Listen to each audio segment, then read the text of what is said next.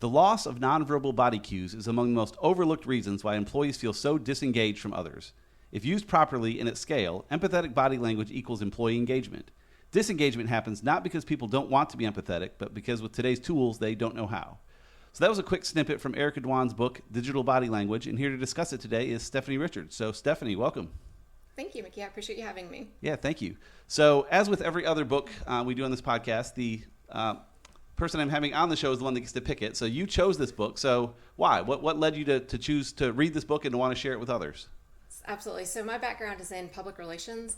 A lot of the study I did in college was about nonverbal communication, and this is so up my alley in terms of your reputation, your digital reputation, your personal branding, and just how we communicate, because that's what public relations is. It's communicating with editors and it's communicating with clients, and so it's just definitely a topic that covers a lot of different areas in where I work.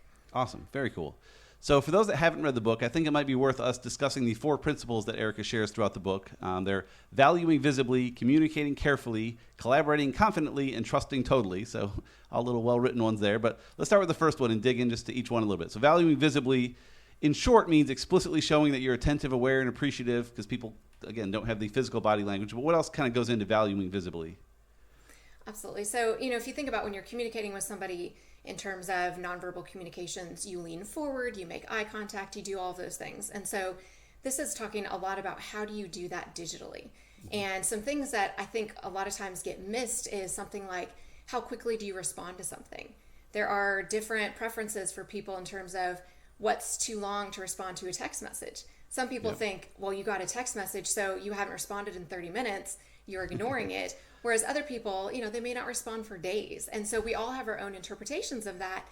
And none of this has really been codified. We're all kind of just going on our own experiences. And so it's interesting how she gives us a little bit more of a map. So if we all could agree on some of these things, or at least have some sort of etiquette around it, it may help some of this miscommunication that we often have to be not as impactful. Yeah, well said. Yeah, I may send you a text and expect a reply right away, and you may think 2 hours is perfectly fine to reply, and we're suddenly mismatched and it becomes problematic.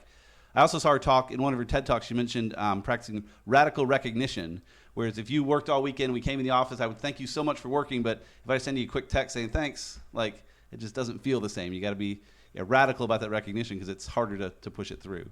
Right. The second one she talked about, the second principle, is communicating carefully. So what does that look like? Absolutely. So we've all sent the text that had the typo in it, and we're trying to interpret what it is. Or in a business setting, she used the example of if you have a 0 or a comma in the wrong place, now all of a sudden your numbers are off, and that can have a huge impact on something. And so it's one thing to speak and say something and be able to correct it immediately. Sometimes if you make a mistake digitally, you don't always know it until later, or maybe you don't find out and the other person just assumes that that's what it was supposed to be. And so it's interesting how not having that immediate feedback, sometimes we don't always realize that we make a mistake digitally. So she's suggesting that we just really read and make sure we proof everything and make sure it's exactly what we want it to be before it goes out. Yep. The other thing I liked in this section, she talked about tone. And if tone's a problem, you should just assume the best intentions of the other person. It's so hard to read tone, and so it's easy to say to read it in a mean voice or whatever, but just if you read everything in a happy, thoughtful, empathetic voice, assume the best, and then she says assume intentions were good and respond with facts.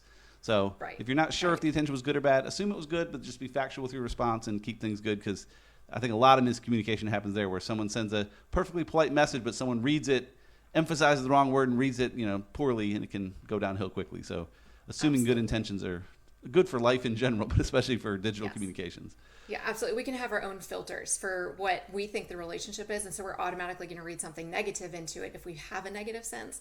Yeah. And what I found so interesting is that, if you go back when the digital world started, something like using emojis and using exclamation points, especially like the old school English teachers would tell you, don't use a bunch of exclamation points. And, even I still hesitate a little bit to use emojis on LinkedIn because I feel a little bit like it's unprofessional. I'm just like, oh, this is more of a text thing. And so, but she's saying adopt those things, because what we're missing with the verbal communication, we're missing all of those nonverbal cues.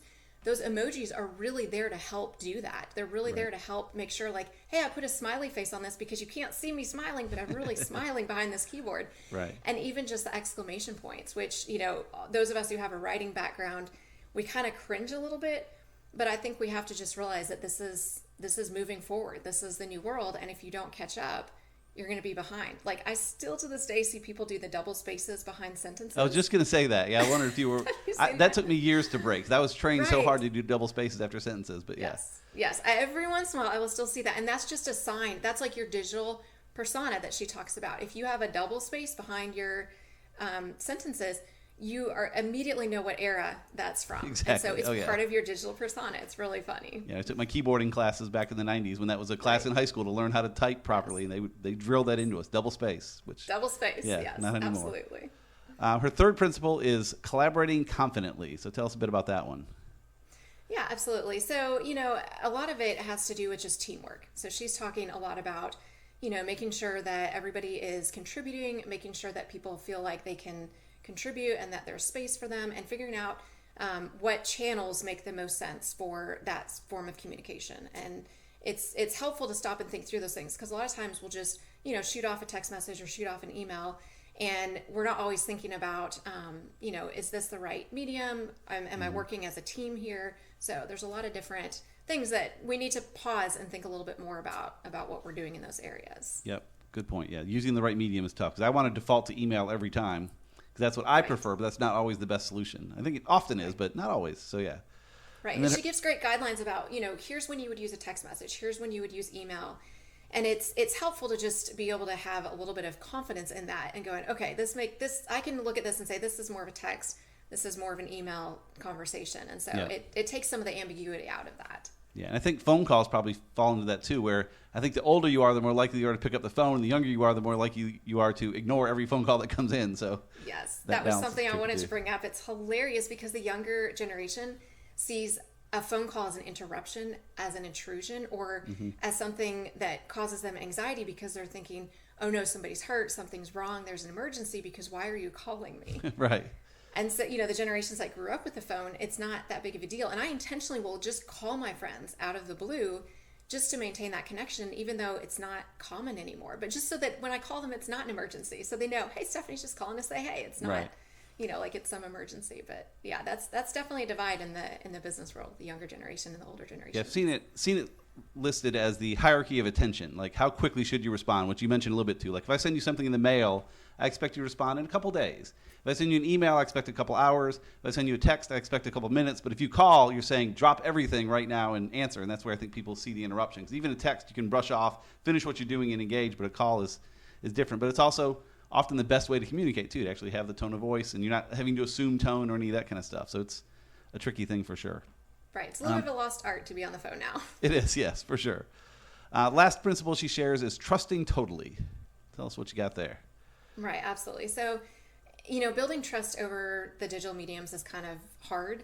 And I think you have to go that extra mile to put things in there to make people feel comfortable. And she said some things about somebody had a template that they use across the board to really make sure that everybody has the same level playing field.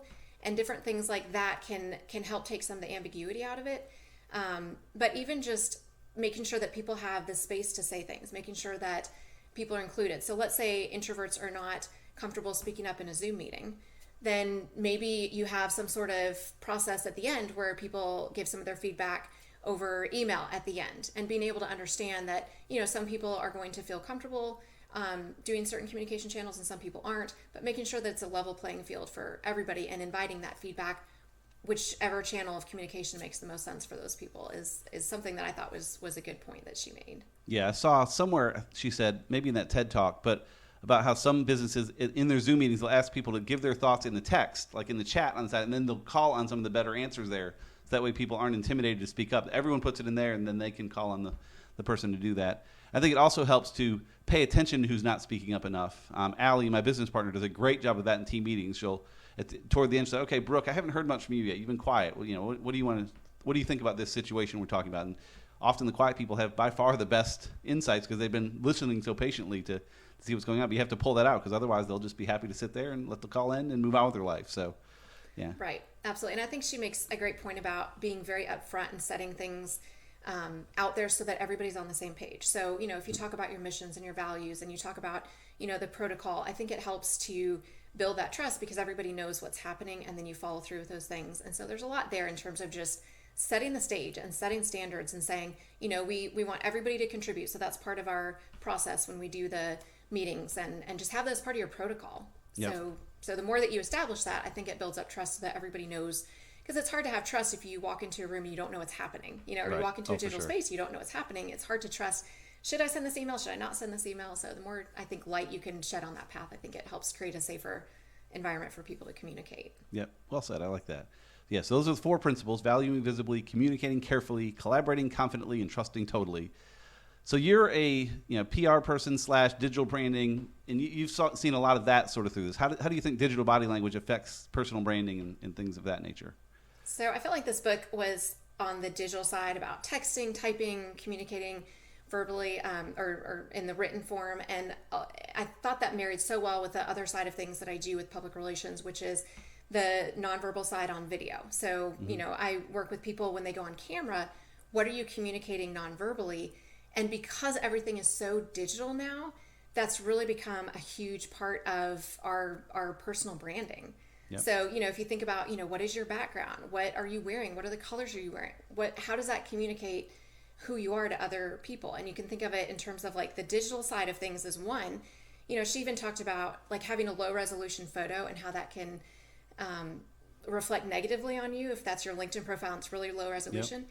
I think of that in terms of like your personal branding on camera. If you have a low resolution image, you're just kind of throwing on something that's not really appropriate for on camera, or your background isn't really professional or whatever it might be, that gives you a low resolution brand in front of other people, and it's your digital brand in the sense that it's video, but everything is video now. So we really have to think about that as well. So it's not just the, text that we're writing, but it's also communicating with people and building real relationships over video as well.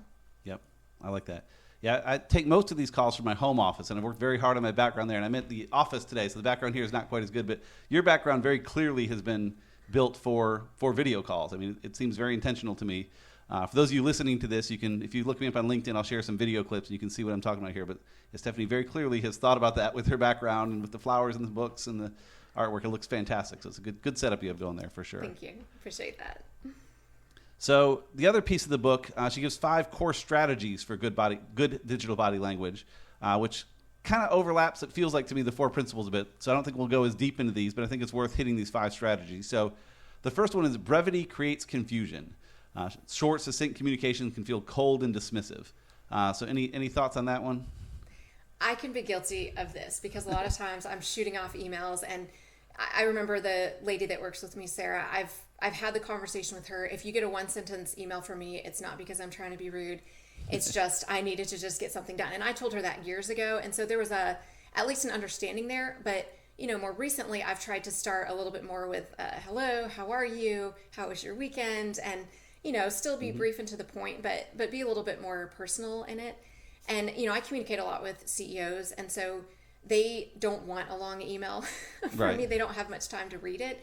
And so just really focusing on bullet points and structure and reading the email and going back through it and seeing how can you simplify and how can you cut it down, or even thinking about maybe this is 2 emails. Maybe these are 2 separate issues. So keep it short, but do 2 emails instead of 1. That way you can still keep it short, but you're not keeping it so short that it's rude, but it's a little more digestible, and then people can take it in a chunk. So I have found that to be helpful. Yeah, I like that too. It feels weird to send more emails, but it gets even weirder when you have like 5 things to say, and then they try to reply to all 5 in the same email. It just becomes a mess. In the book, she talked about an anecdote too with a leader who sent a no-subject calendar invite to a colleague who had recently heard about budget cuts, and so with no subject line, they figured, well, this is it. We're done. And it was just a brief message and a clear message are not the same thing. We did the same thing with us during COVID. Early on in COVID, a few months in, we saw other agencies struggling. We were in good shape, just fortunately. It was more luck than anything, but the way our client base was. We wanted to tell the team what was going on, so I sent a calendar invite to the team saying, let's talk about the state of the melon is what we called it. And that's all we said, though. So they were like, oh, gosh, it's over. We're all talking Tuesday about the state of the company like we're gone. Like, it's all like, no, it's okay. We promise it's good. But it was, we tried to be succinct and cute, and that did not work out real well there. So right. My husband did that to me not too long ago. He sent me some text, something about like, we need to talk about something, and let me know when you're out of your meeting or off the phone call or whatever. And I was thinking all the things in my head, like, is somebody hurt? Did you get fired? Like, what's going on? And I had all this panic, and it was just something that he wanted to share with me. It was nothing that was terrible. And I said, don't ever do that again, because it's just, it creates that anxiety, because we always fill in the gap. So I try to at least give some indication of what is this meeting and that sort of thing, because it can definitely create anxiety. Yeah, so that first strategy was brevity creates confusion. But again, we're not saying to be super long with everything, but there's a balance of not being too quick. The second strategy is communicate your mind, have a communicate your mind mindset. So expressing yourself clearly. How does that differ from the previous one we talked about? Yeah, I think we have to be really careful what words we choose, and how we choose them, and even the structure of the way that you present information can also change things. So I think her big point is just be really careful and thoughtful about what we do. Don't just blow through things. So, if you do have a really difficult email that you have to send, or maybe it's a really heavy topic, maybe don't send an email. Maybe that's a phone call. Yeah. Because you may not be able to communicate it clearly in an email. So I think it just comes down to really being thoughtful and really being careful. And maybe even have somebody else look over it too, because maybe we have a filter. But maybe before we send a really important email, have somebody else say, is this clear? Should I change something? We do that a lot. We'll say, yes. We'll paste something in Slack. I'm about to send this email to the client. What do you think? And they'll tweak a few words. And we played with email clients over the years. We can actually go into each other's, like, share an email in your inbox with people. Spark, I think, and others have that. But we didn't care for the overall software. But, man, the idea of that was fantastic to have that, Yeah, that's a great idea. Yeah. Really great. We just couldn't find the right one. Related to that is the third one, hold your horses. So just taking your time to give a response. You don't feel like you have to respond right away, which is, I struggle with that bad. I'm all about inbox zero and getting things cleared out. And so that leads to too much brevity and not holding my horses and all that stuff to get it out. So there's a kind of a balance there. It also goes back to not waiting too long either. You don't want to hold your horses for a week to respond to that email when people are expecting a response sooner. So it's, how do you balance that? How do you find the line between responding quickly enough but not just firing back without thinking? Right. I love what the author said about maybe send a quick text to acknowledge that you received it. So let's say there's something that you need to think about and you're not quite ready to respond, but just saying, I received your text.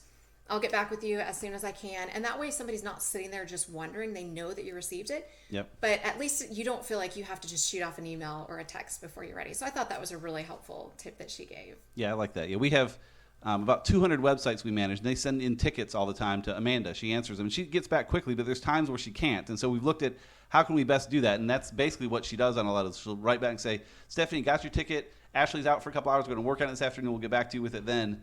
Because we also played with just autoresponders. Just, hey, we got your ticket. We're going to look at it later. But we all know that those are fake. And did they really get it? Are they really going to look at it? So we've opted not to do that. But Amanda either responds quickly saying it's done, because most of the tickets we get are just change this picture or whatever. But if it's something bigger, we do try to do that. Jump in and say, hey, we got it. We're looking at it. We'll be back to you. It may take a couple hours, but we're there. And then that way they can relax knowing we have it and they can move on with their day. So, yeah, I like that. That's a good point with text, too. Yeah. And I think that's an important point because so many things are automated. Emails automated, messages are automated. And so being able to communicate with a real person is what we all want, especially if there's some sort of service request that we have or something like that. We want to know that a real human being saw it.